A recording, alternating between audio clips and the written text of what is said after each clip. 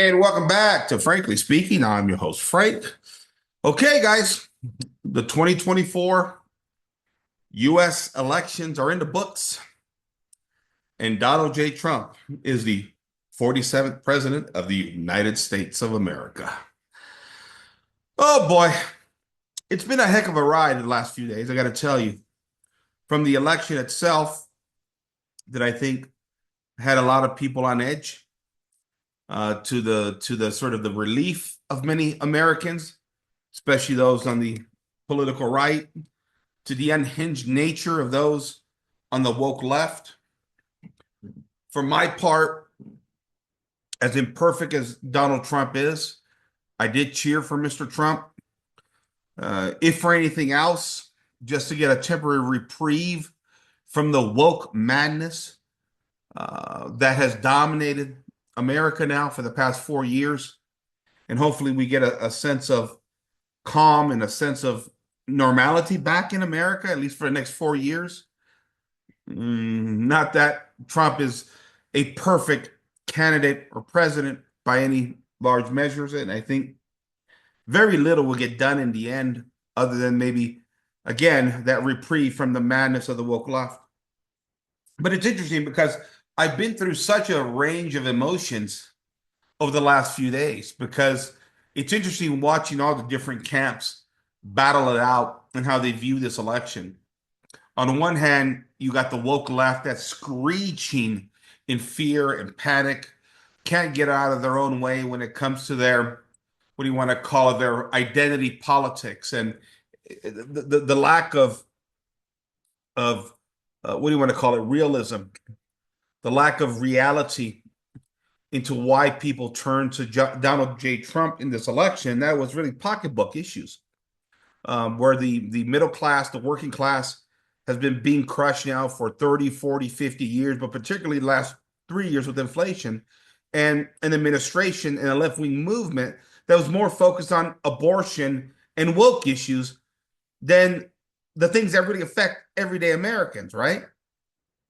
Then you got the other side. You got the neocon kind of right wing, you want to call it that are celebrating, saying how God has appointed Donald Trump and anointed him in order to save America, right? Ben Shapiro, thank you, God, for saving America, right? I was watching the Daily Wire feed on the election coverage with Michael Knowles and Matt Walsh, two Catholics. You had, who else was on there? Prager showed up. Shapiro's the leader of the Klan, of course, and then there's that one guy, I forgot his name now. And they're all celebrating, high-five each other when Pennsylvania came in and God saved us. You see how God works in these mysterious ways? God saved the republic. God saved the republic. And my first question for my friends on Daily Wire is, which God saved America? Because America never acknowledged God in its Constitution. It never did. We had a bunch of state churches, Protestant state churches, and they all vanquished after the 14th Amendment. What God are you talking about? He won an election for a country that's kind of been going in a bad trajectory since the founding. Let's hold off on the God saved America stuff, right? Then you got the Protestants that kind of take a similar position to the neocons, right? God saved America. God stepped up. Okay. Which version of your Protestant God? The general abstract God that doesn't define anything? Come on. Let's stop with the God saved America thing right now. I'm not buying it. And then there's the Catholic trad side. The ones that tell us that, well, Donald Trump is a stooge for the Zionists who's going to usher in the Antichrist next year. Okay. All right. I'll leave the the theological prophecies to somebody else.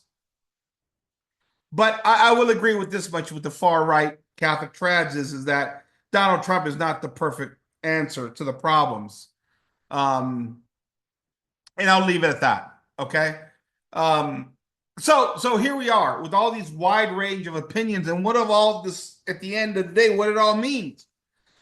And my take is usual is it is what it is. America is what it is. And we're going to get a presidency, hopefully, that brings back some sense of sanity. Is he the answer? Is he the savior of the nation? No, he's not.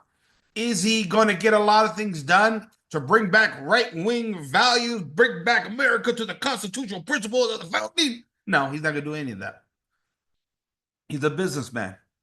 He's going to make a few tweaks here, a few tweaks there. He'll hopefully try to get us out of a few wars, but at the end of the day, America will continue to go to the left, like it always does to the left. Because liberalism ultimately lends us toward Marxism. That's the nature of it. Cultural Lockeanism cannot take us out of cultural Marxism, because Lockean philosophy is what brought about Marxist philosophy in America. Until we understand this, you know, there's no saving the culture of the family. What is Trump going to do for the culture of the family? Nothing. There's nothing he can do about that, because that was always the prerogative of the church and the culture, which the founding fathers abolished. I know there's going to be people say, well, Frank, we had the state churches, but they were Protestant state churches. And they all vanquished after the 14th Amendment. They're not in place anymore. The culture's still broken. The family's still broken. You think this woke stuff is going to go away? No. The left is going to do the same game plan they always do, right? They may seem right now that they are vanquished, completely rejected. Listen, this was an election about the economy. It was about pocketbook issues and whether Trump can solve these issues. If Trump doesn't solve these issues, the American people have one of the shortest memory spans of any race of people I've ever known in world history. And they will go back to the left if they believe it's beneficial to them, right? Without thinking too clearly through the process. Yes, the left might have overreached on some cultural issue like the transgender issue and all that stuff. But at the end of the day, who flipped the election? It was Hispanics. They were Catholics, Catholic voters. Catholics are the swing vote in America. They've been for a while. They will continue to be. The working class are those people that get hit the hardest by this inflation. And they got tired of it. That's what we saw. I know the right wants to make a bigger issue. Oh, yeah, there's a rebellion against the wokeness and all that stuff. Listen, all these fights we've gone through about the culture, we've gone through them before, whether it's abortion, whether it's gay marriage, whether it's civil rights for, not civil rights, but domestic rights for gay couples at one time, pornography, easy divorce and remarriage, contraception, and the right has always lost on all these issues. There's no reason to think why the right won't lose on this cultural issue. Yes, for now, today, it seems crazy. Yes, the political right, we're going to draw the line. This is nuts. We're standing up for women in the workplace and in sports, and we're going to fight, and we're never going to relent. Okay? But is the trans stuff as evil as the abortion issue? No, I don't think so. I don't think it's comparable. I think it's evil, don't get me wrong, but the abortion, the murder of a child is worse. And you guys capitulated on that the moment it became politically inviolable for you guys at the polls. So don't kid yourself here that this is some type of a cultural revolution, because the family, things that the right refuses to address is still broken. And as a byproduct of that, the culture is gone. It's rotting. It's rotting the ash heap of history. Listen, I pulled the lever for Trump, right? So I'm going to get hit by all different directions for saying I help facilitate the onset of democracy. Listen, it is what it is. America is what it is. There's a reality to life. There's a reality to governance. There's a reality to raising families like I'm trying to do in this society. And when Trump was in office, regardless if Trump is supposedly going to bring in the Antichrist or not next year, right? Life was better 4 years ago under Trump. It made more sense. And it's going to make more sense moving forward. See, this is where I'm at. I'm just kind of this guy in the middle of all this, watching all these extremes. You can have a presidential candidate that goes back to some sense of reality when it comes to everyday life for most people, but at the same time acknowledge that it's not you're not coming all the way back, and still acknowledge those errors. And this is why I'm looking at both sides saying, guys, you're both wrong here. You're both making miscalculations.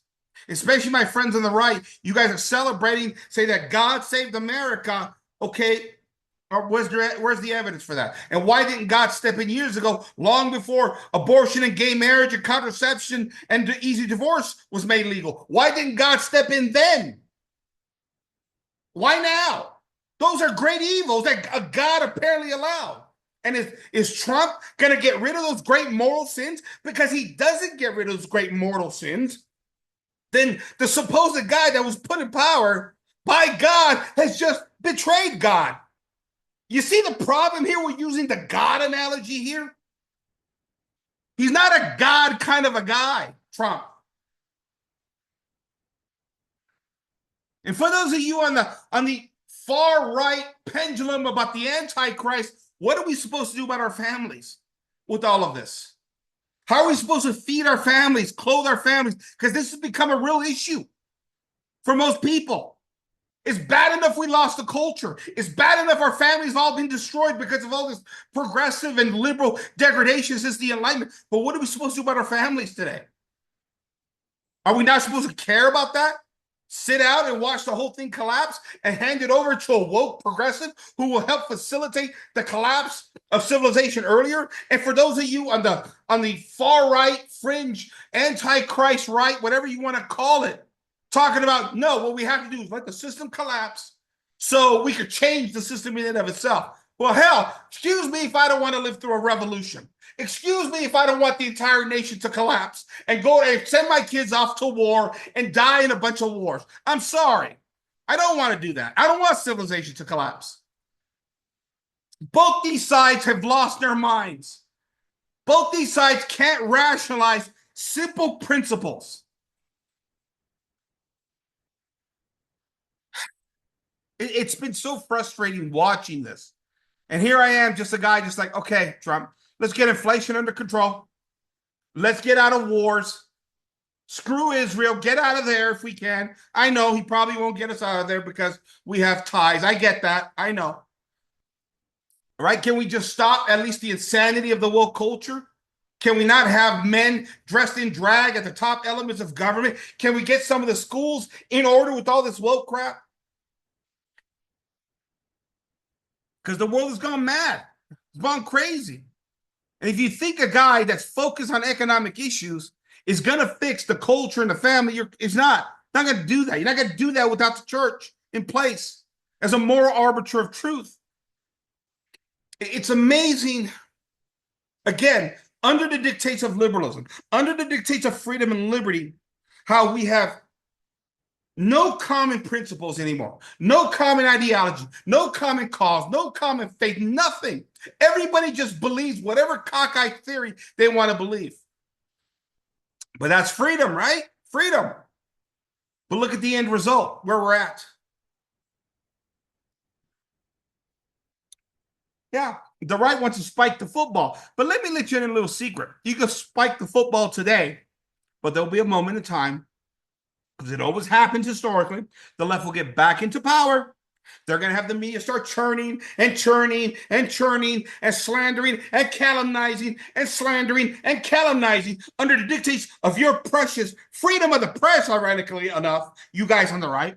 They'll destroy your candidate, they'll destroy the right, and they get back into power, and then they spike the football in your face again. And it's this teeter-totter thing that slants a lot more to the left than it does to the right, and civilization goes down with it. So that's where we're at. I'm going to continue to preach the message that I've always preached here, is that Catholic civilization is the ideal. Throughout the history of Christendom, the greatest civilizations were built under the dictates of Christendom. We should strive for Catholic civilization. As Catholics, we should push for that. I know it's very difficult right now. We need Catholic governance. We need Catholic ideals, morality, all of that. Because everything Protestantism touches, it fails, it collapses. That's the history of the West. So I'm still hoping for the best. For my kids' sake, I'm hoping for the best. Trying to keep a reasonable mind, not trying to fall in any extreme camps. And can we just at least get some of these pocketbook issues settled, get out of wars, and then let's start to deal with some of these cultural issues?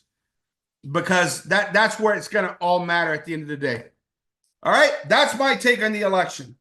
Just a lot of nuttiness all over the place. Calm down. Get a hold of yourselves. Because nothing has really changed in America all that much with this election. But we can hope for the best, at least with Donald Trump, much better than the woke left. There you have it, ladies and gentlemen. This is Frank, signing off. Frank speaking. Good night, everybody.